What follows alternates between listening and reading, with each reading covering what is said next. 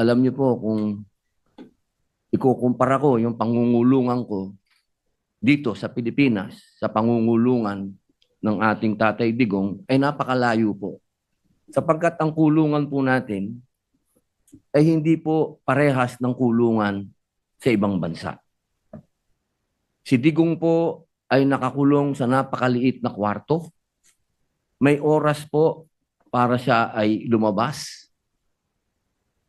Halos buong araw siya po ay nasa loob ng kwarto na yan na meron lang pong maliit na butas kung saan po inaabot ang kanyang pagkain.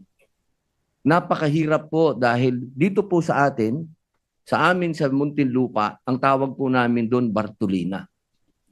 Yun po ang itsura ng kinalalagyan ni Tatay Digong. Siya po ay nasa Bartolina. Wala po siya doon nakakausap, wala po siyang nakakakwentuhan, at higit sa lahat, napakahirap po para sa isang nangungulungan na sa ganong edad ay nag-iisa ka, wala pong nag-aasikaso sa iyo,